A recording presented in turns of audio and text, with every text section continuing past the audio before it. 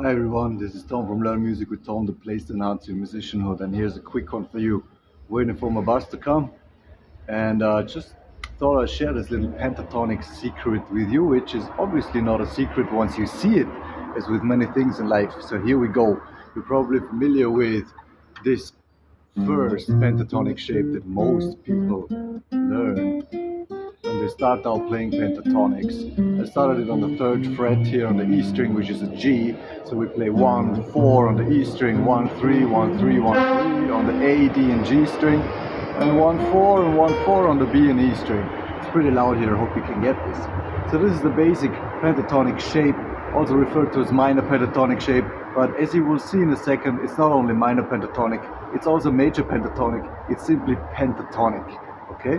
So there are two chord shapes hidden in this pentatonic scale shape that I wanted to share with you. So the first one is the E minor shape. You probably know this shape from playing an E minor down here. When you move it up 3 frets and you lay a bar chord, you're playing effectively a G minor chord.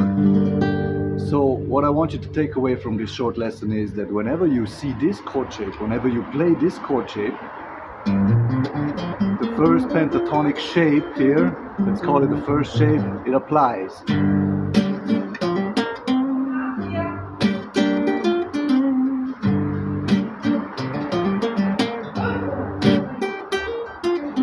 Alright, and I said there's a second shape hidden here, and it's the G shape. So the shape you know from playing the G chord. So again, move this shape up 3 frets, lay a bar chord here on 3rd fret, because we have to make up for all these open strings here, right? When you play a G like this, notice these open strings here, which are basically fret 0. So move this up 3 frets, make up for the fret 0 here by making it fret 3, right? Makes sense? Now you have a G shape, but you're effectively playing a B flat major chord, okay? If you don't know what I mean with that, check out the other videos on the channels. Or check out my courses on Udemy, I'll link them in the description. But whenever you come across a G major shape, you can also apply the first shape of the pentatonic.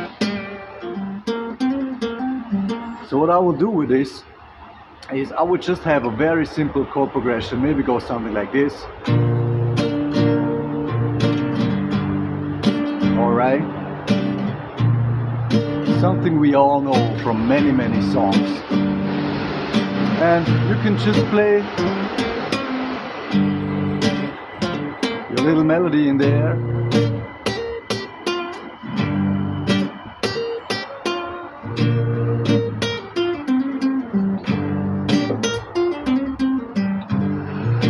Okay, I hope you enjoyed this quick lesson. I think my bus is coming soon, and yeah, see you. Have a nice day.